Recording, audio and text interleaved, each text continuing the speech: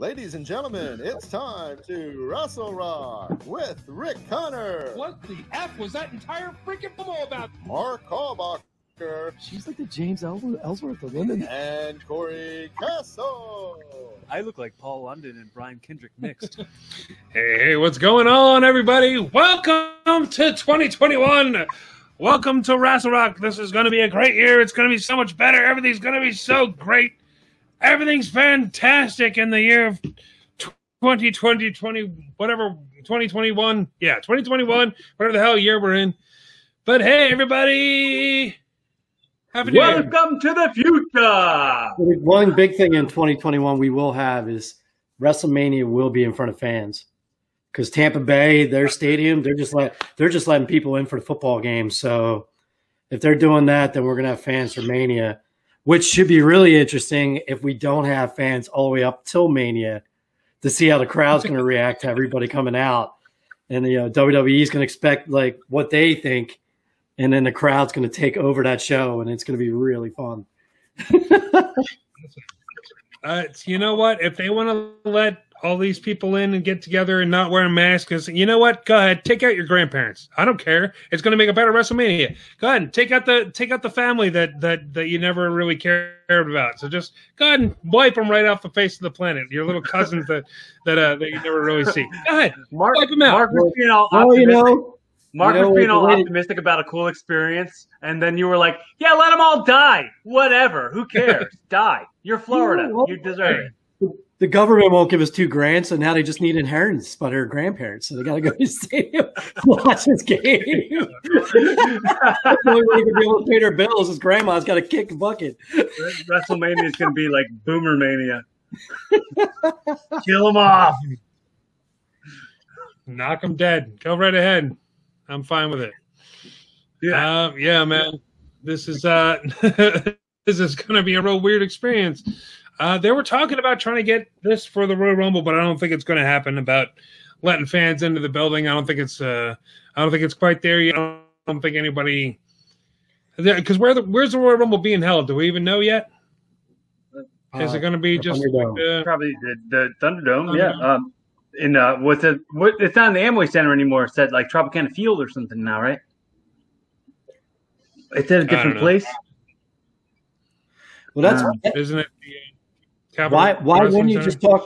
Why wouldn't you just talk to Tampa Bay? And you're already doing Mania in their stadium. Why don't you just do the Rumble in the stadium too? Doesn't AEW do their stuff there? What, Tampa Bay Stadium? Yeah. No, Jacksonville. He's owner of the Jacksonville Jaguars. Florida. Well, Tampa Bay and Jacksonville are two totally different. Whatever. It's all Florida. I don't care. Tomatoes. Cory, you're fading away on us. What do you got going on? Do you have your green screen? I'm trying to mess with this, and I'm clearly not doing a good job. I was gonna say, you got like the half snap from Thanos. Wasn't a full snap. Mr. Stark, I'm not feeling very good. You look like Marty Mr. McFly. Counter, I don't feel very good. Yeah, man. It's going to be an odd year. We're going to have fans for part of it. At least we know that. We're going to have some fans somewhere. The world keeps on getting a little bit better. It's 2021 now, and we can finally focus on positive things and not what a crap year the last year was. But to wrap up this year, we did have something very cool on NXT, which was the year-end awards, which I thought was pretty dope. It's always year-end awards are always fun, I think, and these I feel kind of got buried a little bit by what's that? Because they're not rigged. It's not the Slammy Awards. It's like they're actually letting the fans vote, and you can tell because the right people are winning. You know, like if you really watch, like pretty much we all have the same consensus on who should win, and then like you'll watch the Slammies, and you're like, oh, that guy should win, and all of a sudden it's some dude they're trying to push. Yeah. Whereas like NXT, it's a legit like you vote on each thing. You know, I thought it was a little boring this year, except for Johnny Gargano. I thought his was great. Yeah, I feel like it would only be fair for me to not watch that because I've watched almost none of NXT this year. Like I watch like the highlights of it here and there, but I don't like keep up on it every week. So I'm not the key demographic for that. The whole thing too is like NXT, once they extend it to an hour and a half, it turned into a longer show. There's that dot that's driving me nuts, and I can't figure out where it's coming from. And then on top of that, like they lost all their personality for the last like 4 months. They've been just like fumbling back, trying to get to like a show where it's actually you actually want to watch it. Just I mean, you can watch on wrestling quality, but everybody was boring. So now they're finally getting like personalities put back into place, and it's becoming a better show again. Yeah, they don't need an extra half hour though. Keep it at what it is. Keep it at what it is. I mean, they came down from 2 hours. Now that's like they finally found where it's fine. Don't go longer than what you need to. I was honestly happier with an hour. I wish that they'd get like a Sunday Night Heat back for like combination Raw, SmackDown, and NXT show. Just like throw it on. I mean, they're all running the same towns. It's not like they're on tour. They're all there in the same town. Do like a neutral, all of them together show. Do a Sunday Night Heat. Like if you're going to add more TV time, do it in a way that can commingle it, so that you can explain more when a SmackDown superstar comes to Raw, or anything like that. You can be like, yeah, we saw it on Sunday Night Heat. You guys did. So then that will create more demand for people to watch Sunday Night Heat. I think Sunday Night Heat, isn't that like Humberto Carreras? Like, isn't he on there all the time or something like that? I think that was him and Ricochet's show for a while. Was that main event?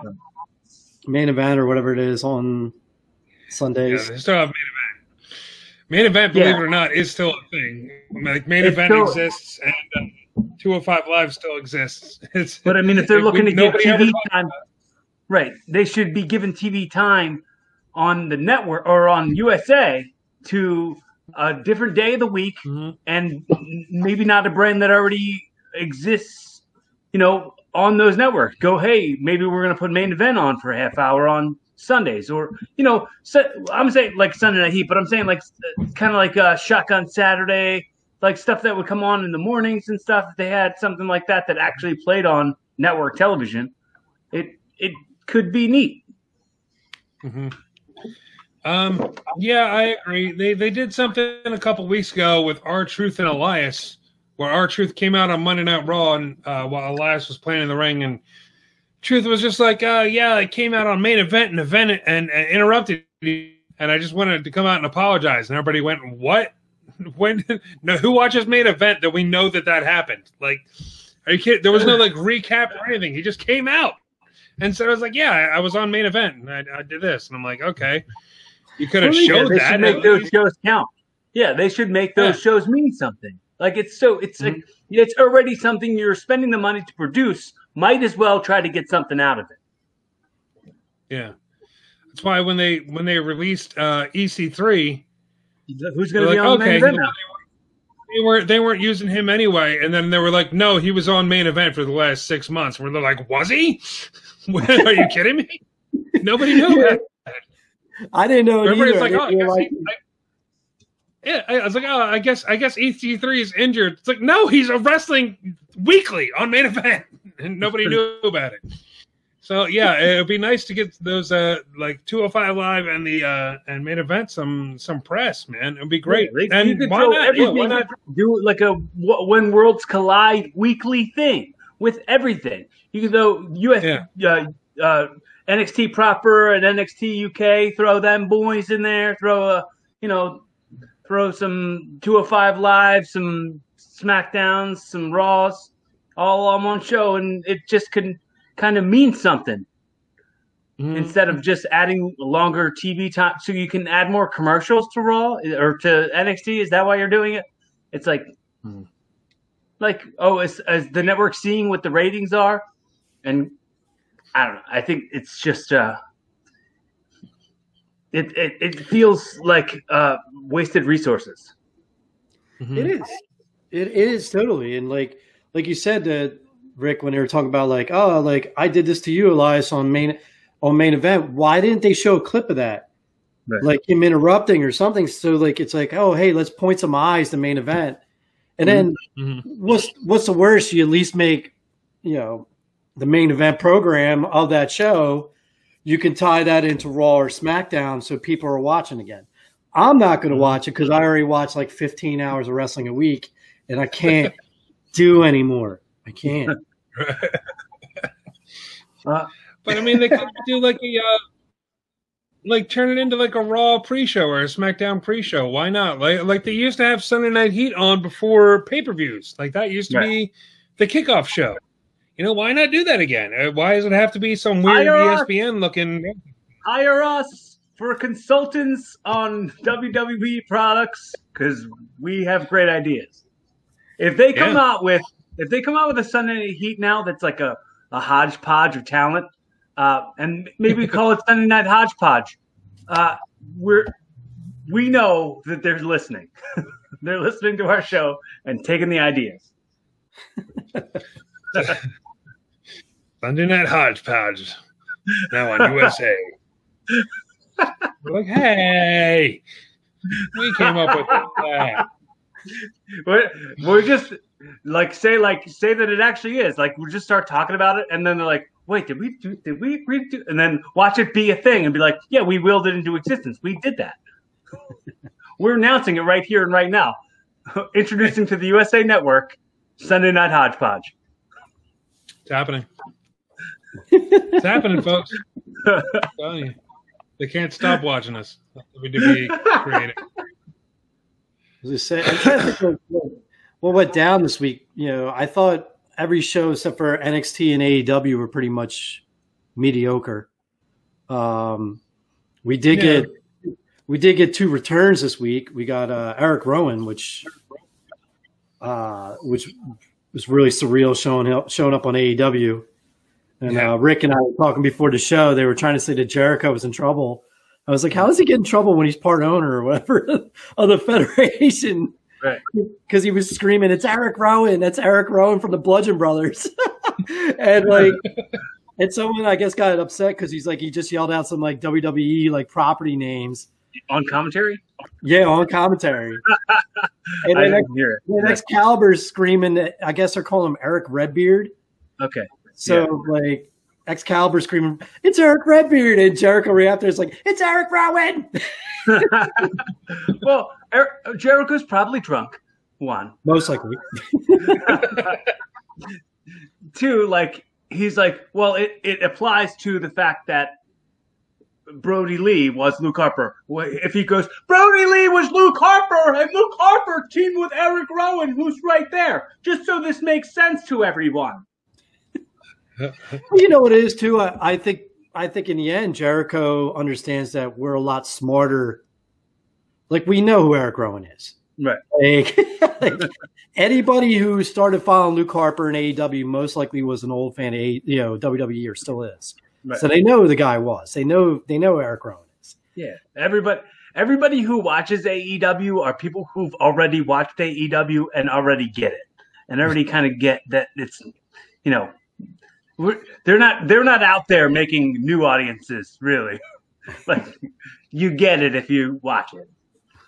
Yeah. But I thought the tribute was really well done. I'm not cool with it. I never liked it when they sit them down and interview them, do the shoot interviews. Yeah, I didn't see it, but I know that I wouldn't want to see it. It's a nice tribute, but I'm already as sad as I want to be.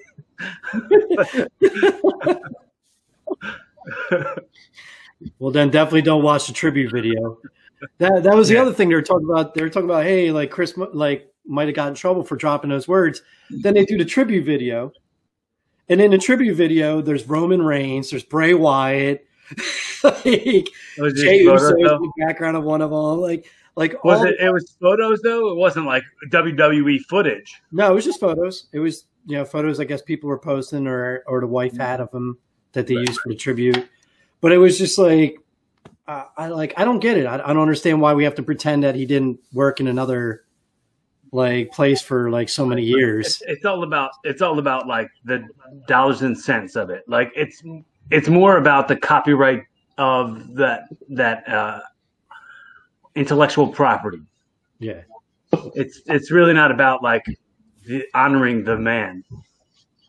Yeah, I do think WWE dropped the ball though. Just having not even having a 10 bell salute. Like they didn't have to put a package together or anything, but they didn't even do a 10 bell salute. I heard that they had filmed stuff, but they wanted to hold back until AEW did their tribute because he was currently signed there, and they're gonna like slowly release some of the stuff that they filmed as a tribute to Luke Harper for putting that stuff together. Yeah. Huh? So, I mean, you saw everybody wearing the Brody on their arms. That was sweet. That was nice of everybody. Yeah, they were doing that. They were doing his it's Monday. You know what that means. Mm-hmm. And then a bunch of them did yeah. All the stuff he was doing, which was cool. Like at least if the main show's not going to acknowledge it, the guys were, right. All like giving her like saying their little mini goodbyes. Yeah, it's forced it to be seen that you want to pay tribute. Yeah, it was pretty rough watching Xavier Woods on Raw Talk. He kind of lost it on Raw Talk. Yeah. But, man, like, I don't know, man. I think only NXT's really the one to show that. Like, I thought the main event picture of Raw was kind of weak with the Sheamus, Keith Lee stuff. Yeah. I mean, it is what it is. Like, it's they're clearly gearing up for Sheamus versus Drew McIntyre. Honestly, I don't think there's really anything special that you can do with that. Nothing like super entertaining. Like it feels like Raw needs something like what they're doing with Roman Reigns on SmackDown, and Drew McIntyre versus Sheamus is not that. So I don't know what the hell's going on, but Monday we're supposed to get Keith Lee versus Drew McIntyre for the heavyweight title. So I guess we'll find out a little bit more about what the picture's going to be leading up to the Royal Rumble. You think it's all Swerve and Keith Lee's actually the one who's going to turn heel? It could be. That might be kind of awesome. Somebody knocking on something? Someone's knocking on the door. Yeah. It's very much not for me. Okay. Yeah, man. So we'll see what happens. That'd be cool though. If Keith Lee, if they decided to just, that they needed something to do with him, it's like, oh, let's turn him heel. That's have him blame Drew McIntyre for everything that Sheamus is doing. That's that's been done before, but it could easily be done again. You know what? It'd be funny if he blamed his like weird crossover from NXT to Raw, and he's like, "You made me shave my face. Drew made them do it. It was all Drew's idea." He said, "Shave his face, put him in a tennis skirt, and put a shirt on." I don't want any of that. I never wore a unitard. Now I'm wearing one of these. He blamed it all on Drew McIntyre. And then Sheamus was like, "I hear you, brother. I didn't want to wear this hat with this stupid wife beater and a wrist tape thing. That was all Drew McIntyre's idea." And Drew's like, "Well, I have been taking the reins backstage for like creative." Well, it sucks. Speaking of weird part of creative, AJ wrestled Elias. That was good. Which was a good match, but is AJ turning face again, or is he just like the tweener guy of Raw? Like, I think it was. I don't think. I think it's kind of natural that he's in between. Yeah, like he's not really a heel or a face, because like they made the guy almost. What is that? Amos? What's his name? Almost. Okay. Almost wrestler. Well, they made him so likable. They've made him so likable, and now they make it so that AJ is inside the jokes with him. So like it's kind of like, okay, well AJ is likable by default, so maybe he is a babyface at this point.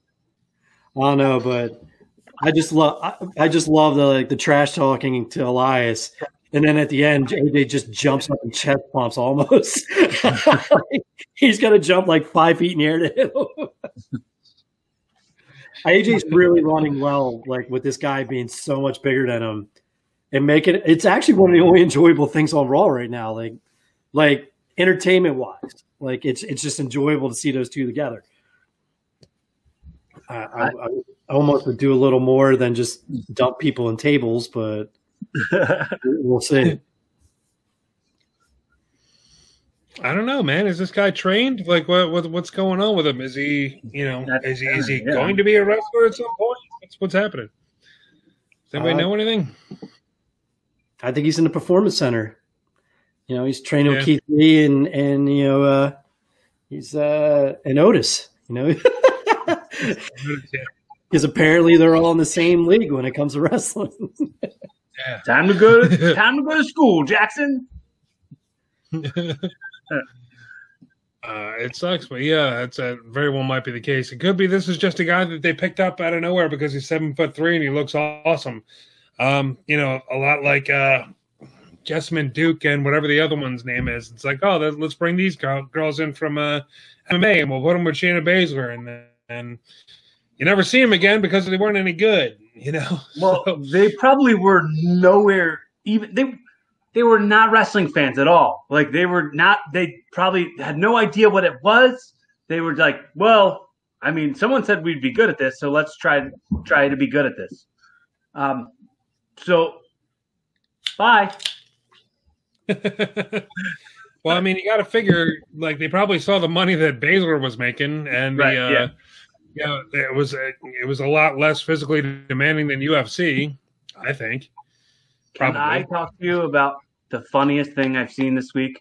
And I was like tears laughing at this. The Joker dance that The Miz did on the stairs when he was given the Money in the Bank briefcase back. I've never seen somebody play like so happy, and he was like hugging it and kicking and stuff. It was just like I was laughing so hard, my stomach was hurting. I wanted to enjoy that, but it was such lazy writing. The way the performers performed it was what was hilarious. I mean, dude, him and Morrison together are always entertaining. They're funny, man. You can see they enjoy being around each other all the time. It's just I thought it was lazy writing. It was kind of sad, But there was a couple. I guess that Raw had more highlights than I thought. We were just talking about Shayna with her two flunkies from NXT. They kind of put Shayna back to form this week. She destroyed she both, looked great. Yeah, she destroyed both Dana Brooke and what's her name, Mandy Rose, and she looked good. Hopefully that's they're going to start moving those two away from each other now that the Rumble's coming up and Nia's talking about winning the Royal Rumble. Maybe they'll break those two up. Yeah. And Nia better not win the Rumble. You know what?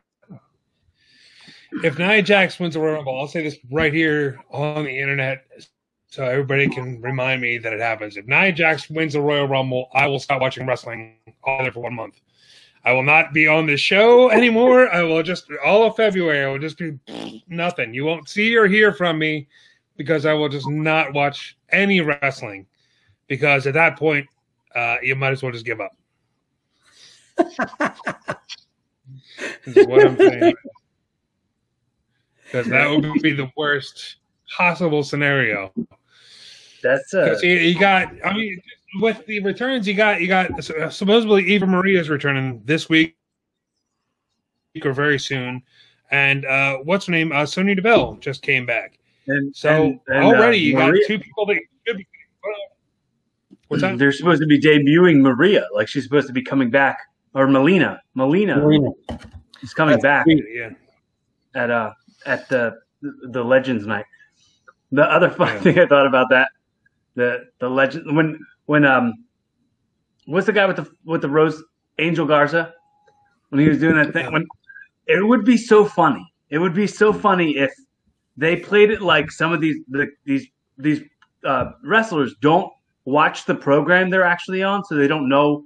They don't watch the commercials. They don't care. Like they don't. And he just been hearing people say it, and he thought they were saying ladies' night, and he's like, "Oh, ladies' night's coming out!" Like if he was like, psyched about ladies' night, and then the girl's like, "No, it's Legends' night," and she's like, "Oh, the hell's that?" And he's like, "That would have been a fun. That'd be a fun segment." I'm still rooting for Randy Orton after lighting Alexa Bliss on fire, and I'm not showing it, which I thought was a cheap cop out. I want him to destroy every single legend on Monday night. I just want him to wreck the entire show. He's gonna go from Ric Flair. I want to see him take out Hulk Hogan. Legend killer to legend burner. He'll just burn them all. I'll light them all on all fire. the legends in the pile. Just a one big legends pile, like a big pyre of legends. Just sets them all on fire. They are announcing, or it's been reported anyway, that there's going to be another Firefly Funhouse at the Royal Rumble, a lot like what they did at WrestleMania with John Cena and Bray Wyatt. So it'll be with Randy Orton this time. I don't know if I'm assuming it's going to be like a Ghost of Orton's Past type of thing, where all these legends come out and Is that why they keep ramping Orton up? Is he retiring? I don't know. Maybe that's what they're going to use as a Firefly Funhouse match to retire Orton. Because we haven't seen John Cena on TV since that happened. It's going to be it's going to be. Well, how funny would it be if it was like Mick Foley and Rock, and they're like, Randy Orton, this is your life, and they turn the whole segment into "This is your life" thing. Such a cool little throwback to it. If they do it, they're listening. Hodgepodge Sunday and Randy Orton, "This Is Your Life" are going to be segments on WWE in 2021. It's not going to happen. You know what? I would watch it.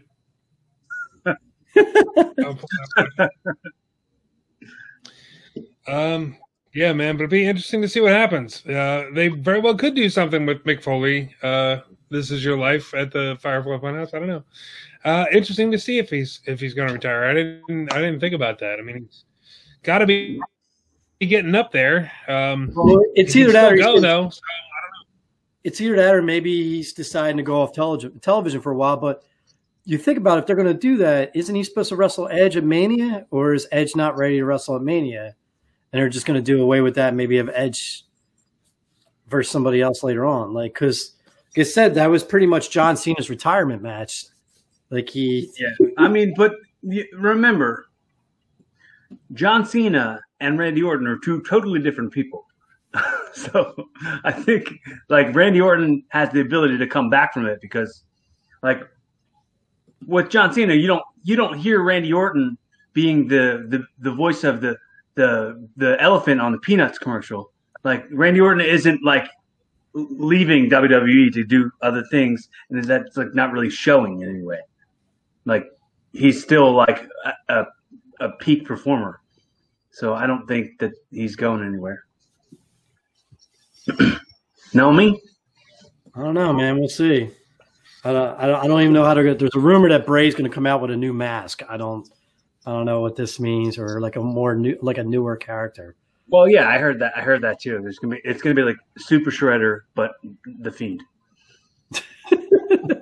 Isn't he already the Super Shredder? Like something.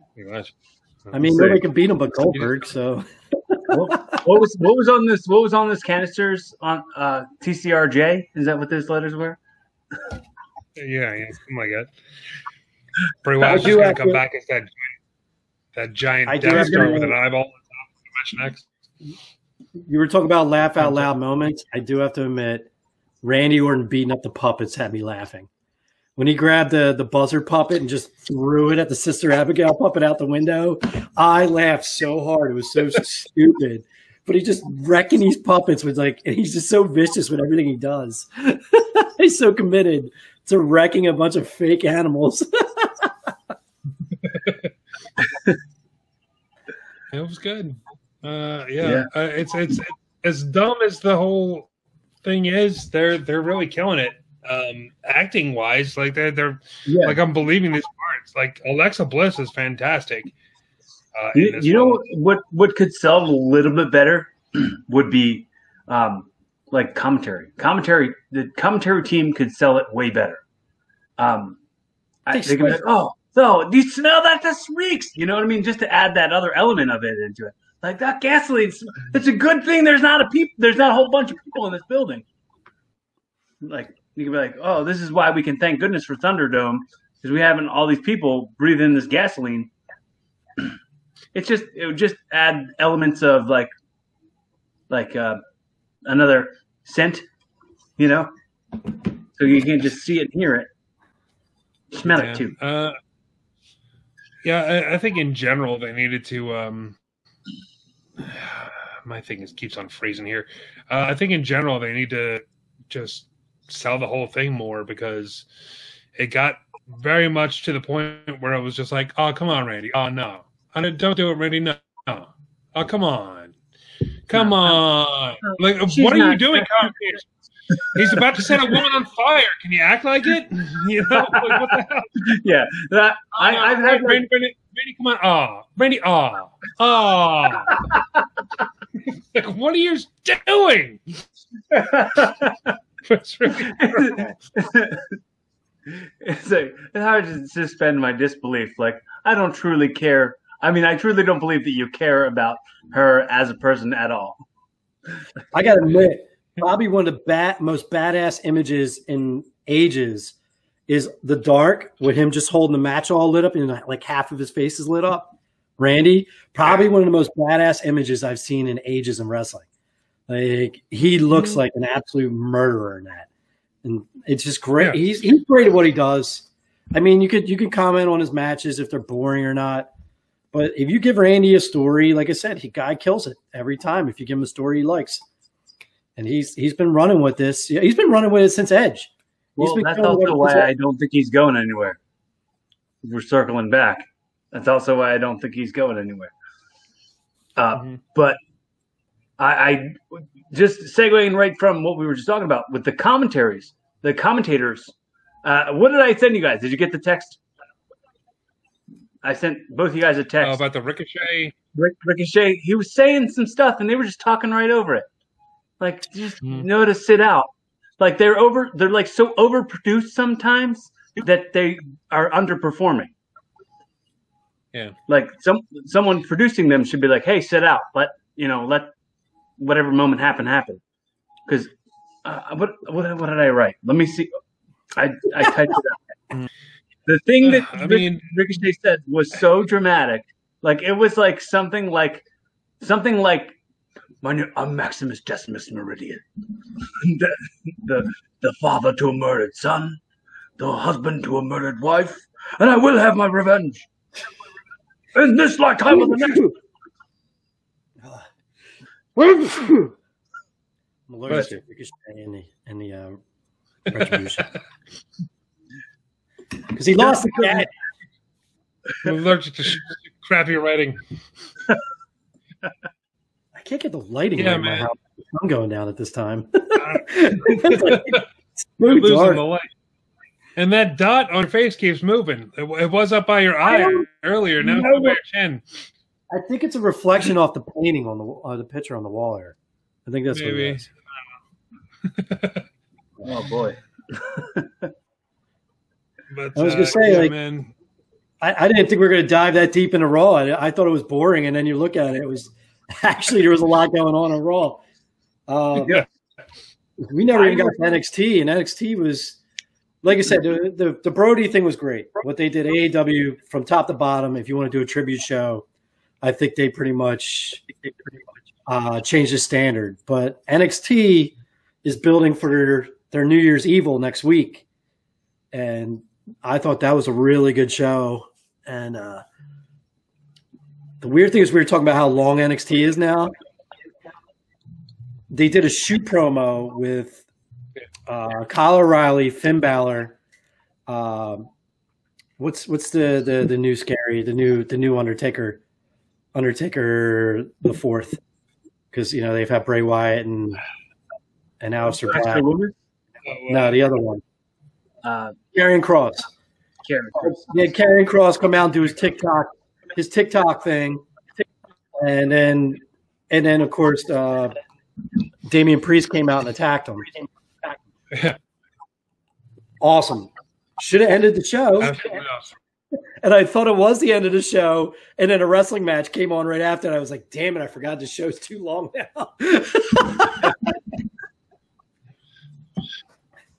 But luckily we had two more good matches. It looks like sorry, good. Two more what? We had two more good matches right after that interview. Yeah. Yeah, I think NXT absolutely killed it this week. Obviously, it's not going to show in the ratings because of the absolutely fantastic tribute show that AEW did. But, yeah, NXT I thought was great. And it's a great lead up into the New Year's Evil thing that they're doing. Finn Balor versus Kyle O'Reilly. This is the second match that they're having. I think it's going to knock it out of the park. It's going to be great. You have Karrion Kross versus Damian Priest, which is a good one. I'm trying to bring this up. My computer keeps freezing. I'm really surprised I'm still able to talk here. You have Ripley versus Garcia or Gonzalez. Mm-hmm. Which Gonzalez. They did an insane video package on the two of them. They should have did months ago. Like, yeah, showing that they were like best friends in training, and then like now, one's the bad guy and one's the friend that was screwed over type thing.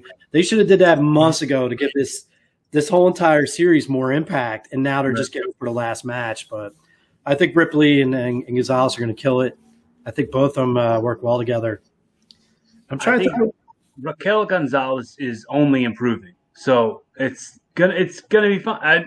It's cool to add that ripple into it that they were friends at training, and like probably Rhea Ripley is responsible for making her improve in the ring. So that helps the story, helps you care more. Well, like I said, I think she's the Nia Jax. That should have been Nia Jax. Did we lose Rick again? Yeah, this computer just keeps freezing up. Oh, while he's trying to get back on, I'm gonna read to you what I wrote because I typed it out while Ricochet was saying it, because I had to get how dramatic this was. Just because you weren't strong enough to hold on to your convictions doesn't mean you gotta force me to not hold on to mine. You may confuse my kindness with weakness, but it's my strength, and you're not gonna take that.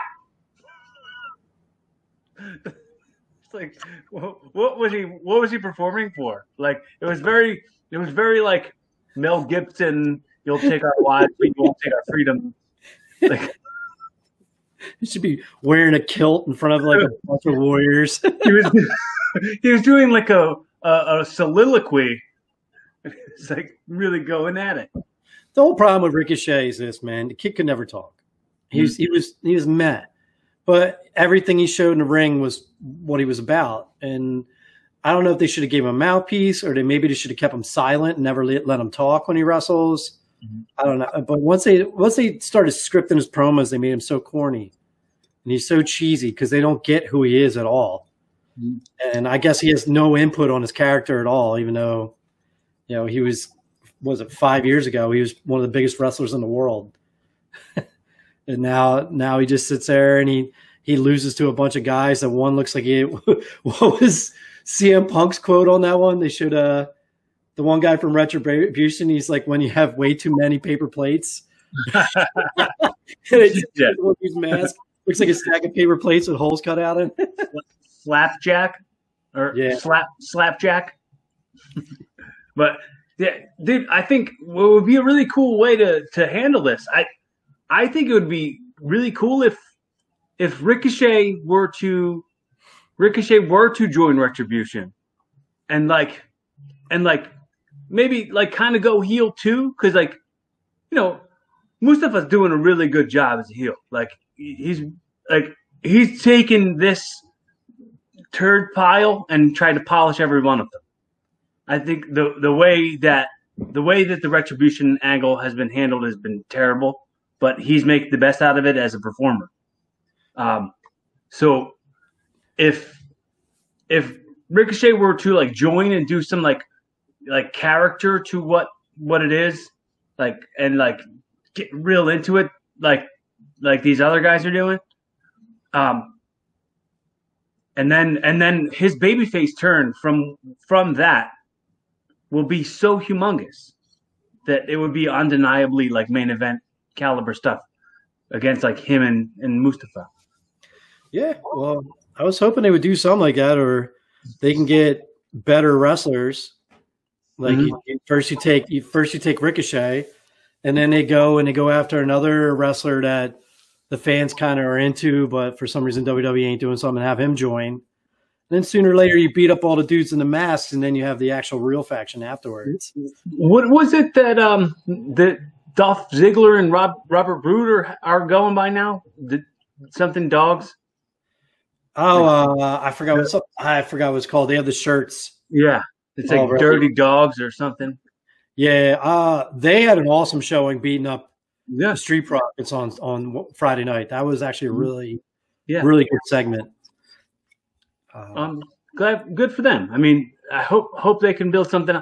You know what was making me laugh was they were like, oh, we're gonna put a tag match on where it's gonna be Baron Corbin tagging with Sami Zayn against another tag team who's not a real tag team, but with a real tag team sitting outside. Yeah, I'll never understand WWE and their issue with tag teams, and then all they want to do is put singles performers together and then have them wrestle and then break so they can use it as a platform to have them wrestle each other like 4 months down the line.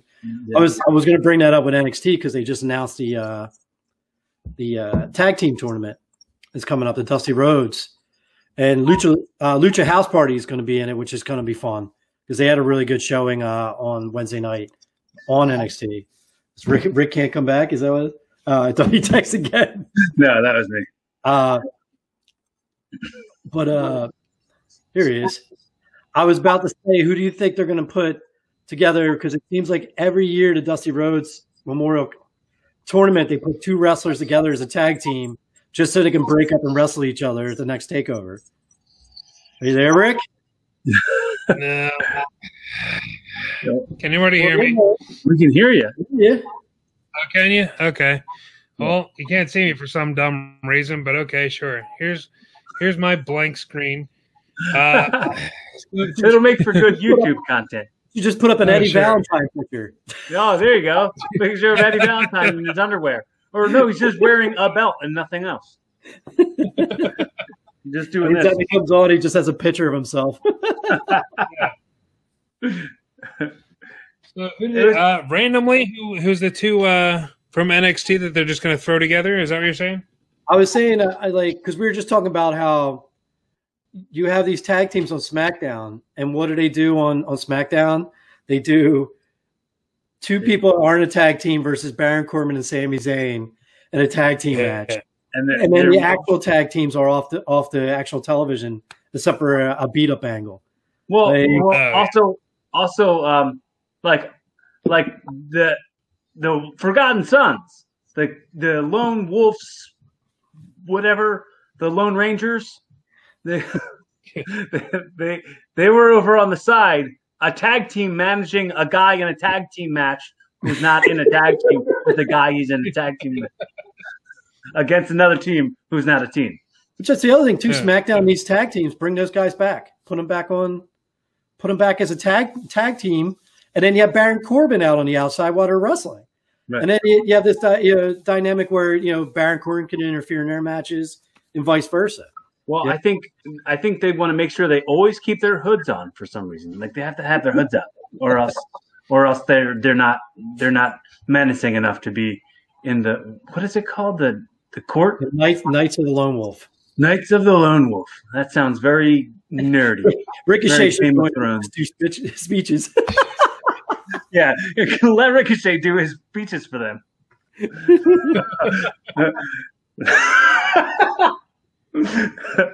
Though I walk through the valley of the shadow of death, I fear no other tag team.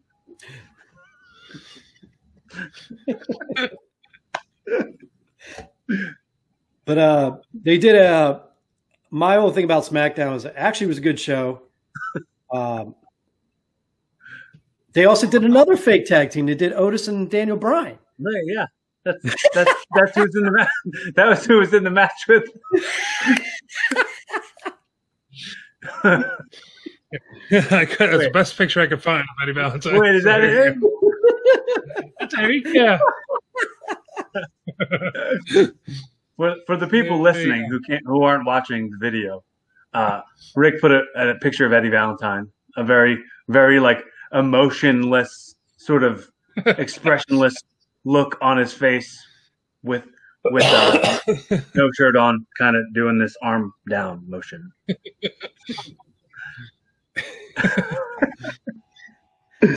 You damn kids, arm down. Oh motion. Man! All right, so it's getting late, folks. It's a mixture of that I don't and know like. how long my Wow. oh doggy, oh dog, oh you want trouble now? So it's getting kind of late here, folks. I think we should, before my computer dies completely, I think we should do a little Who Wins Wrestling. What do you say? Do it.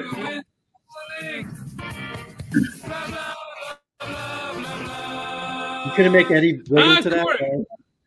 I wish we could get him to dance. I'm gonna go with my old favorite of Who Wins Wrestling. He gets the little nod a year back, and we were like, you know what, this guy's probably going to be a big deal because Randy Orton gave him the old, hey kid, that was pretty good. I'm going to go with Mustafa Ali, him beating Ricochet in that match. I mean, I actually want to go with both of them. Like the match was really good. Like the way that Retribution got involved was really cool. The way that Dijakovic took like a crazy DDT on the apron. Whoa! Like that's like. That was cool. It was big, and it made me feel something as like a fan. If I was a kid watching that, I'd be like, "Whoa, I'm into this." That was a good match. I thought they did a great job. It's just the story sucks. And it's a shame because you have way too many talented people. I mean, you got all the people outside the ring and stupid masks besides Dio that are talented. I don't know Dio's talent because I've never seen the guy really wrestle. Oh, dude, he's good. He's really good. Yeah. He had a match on. He just had a Raw match a couple weeks ago, where everybody on Retribution had a match. Do you remember that, Rick? Yeah. Who did he wrestle? Yeah, it was Ricochet. Yeah, that was amazing. He did a really good job. Yeah. I didn't have expectations for the guy, but he exceeded whatever they were. If I did, I knew. It was good. It was. I just don't know where they're going with the actual angle. Like if they're because you figure it would. Ricochet worked his way through Retribution and he lost every time, but then it came to the final match, like the head of Retribution versus Ricochet, and you figured this would all come to a head, but Ricochet lost again. It's like. Well, what are you going to do? Like, what do you, like, you're just going to keep on doing the same thing over and over again? It was weird because I was thinking, like, if he lost, he had to join. But he was like, he lost, and then he was like, I've been thinking about it, and I am not going to join. And then he hit him with a move, and then he left. It was just weird. Why wouldn't he join? And it was like, okay, so I think that it'll be like next week. It'll be like, okay, I beat you. That means you have to join. If I beat you, I get to keep you. Like, you have to belong to me now. And they could do like a Jey Uso Roman Reigns thing where, like, he joins Retribution and he becomes a heel through proxy and just does, like, works on character, and then it'll make for his turn on Ali bigger eventually. That could happen, yeah. All right, Mark, who do you got? Well, who was wrestling this week? I'm probably stealing this from you because we were talking about before off air. I'm going with Johnny Gargano. Yeah. Sometimes wrestling just needs to be fun, and he did this whole NXT curse where he keeps losing the belt, and they just did every skit with him was entertaining. The one with Austin Theory winning Future Superstar of the Year, and he made him share it with Indy. He made him share his plaque with her. And then he throws his whey protein and breaks the mirror. And as he's mad, he just walks under a ladder. And Austin Theory goes to tell him, don't. And Candice LeRae's covering his mouth. And then he goes out and him and Leon Ruff have a great match. Like that kid for a 150-pound man is awesome. They have a great match. They tease all that in there. He was just a really entertaining it was kind of neat because it would go from match to Johnny Gargano, from match to Johnny Gargano. And I think he finally figured out his heel character, and now it's starting to click. Mm-hmm. Yeah, man. I don't know. Does he have a match on this upcoming show, the New Year's Evil show? I don't think he does. No, I don't remember. No, I don't see him on here. That kind of sucks, but it's pretty cool. It's Gargano definitely found his home with this heel gimmick. Not that there was anything really wrong with his face gimmick, but he's been doing great. This has been Johnny Fan. He's been thoroughly entertaining ever since ever since he turned. He's been just that perfect heel that just that you want to laugh at. You want to boo him, but you can't because you're laughing at him too hard. He's very, very hilarious. Everything that he does, pretty much. And I'm glad that they're letting him. They're giving him carte blanche to do whatever he wants and to be himself and to be this funny character. So that's really great. I don't have another who was wrestling. It's best to not overproduce somebody like that. So that's the same thing I've been saying for years about give the business back to the boys and let them kind of discover who they are. It's cool that they're kind of letting. It seems like they're letting that happen a little bit more with Johnny Sameface. And apparently they're a faction now. They're called The Way. I don't know. The Way, I guess because Johnny's such a geek. I guess it's from The Mandalorian, but so he can say it's Way on television. It's because of the whey protein. I'm telling you, if he says this is the way in a promo, I'm telling you that's how he puts the Mandalorian into it. It definitely is a good cult faction name. Like that would be a good name for a faction if it was for like a cult gimmick. But I like it too. I mean, I think it's cool. It's a cool name. Like I wasn't even thinking of the Mandalorian, but it totally makes sense. Because he's such a nerd. I get it. Well, guys, I'm gonna have to drop off. I have like 5 minutes to put on shoes and pants. It's like there isn't anything without pants. This guy in shoes. Who needs shoes for work? I'm gonna put shoes and pants on and go hand out takeout burgers to people for the next 5 hours. All right, folks. All right. Well, this has been a fun show, guys. I'm going to jump off. Yeah, man, I had a great time. Tune in next week for more fun and action from Wrestle Rock because it's going to be a blast, man. Mark's gone. Cory, do you have any plugs or anything you want to get going before we get going? Check out RASSLERock.com. Working on my website. The audio for my Just Incredible episode will drop on Monday, so check that out. And also, the podcast is called Evolving with Cory Castle. That's CORYKASTLE, and the width is just W/. And and just keep supporting the things you like. And if you're enjoying this show, let us know you exist. Just subscribe to Rick's YouTube channel. Subscribe to the podcast platforms that is of your choice. The podcast that you enjoy, that you listen to them on that. We're probably on it, and hopefully you should be subscribed. And if not, please do. and give us a 5-star rating and review. Yeah, man. That's about it. Yeah, check out WrestleRock.com. You can see all the YouTube clips of WrestleRock on there. You can see all the merchandise store that everything is connected to charity that we were just talking about not too long ago on a live stream. Everything is going to Partners in Health from the YouTube, from the WrestleRock.com store. 100% of all proceeds go to that. And yeah, I think it's a pretty good site. You can hear some past episodes. You can hear the current episode. This episode right now is going to be on here. We're working on getting that a little bit more streamlined. I think maybe I'm going to go with SoundCloud or something like that to get that up there. But yeah, man, it's a good website. It's a good, decent home for it. Join us on our journey to 300 episodes. We're almost there. We're 10 away. We're 10 episodes away from 300, Woo! Folks. Woo! Folks. Yeah, man. Let's get some ideas for what you'd like to see us do for the 300th episode, or hear us what you'd like to hear us talk about. Because we're open to originality. We love it. I love originality. That'll about do it for this episode of Wrestle Rock. So thank you very much for listening. I'm Rick Connor. Cory Castle.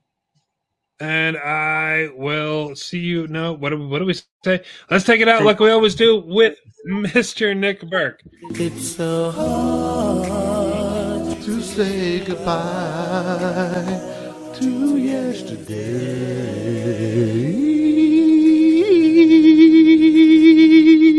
Join us again for another episode of Wrestle Rock. This has been Jay Davis speaking.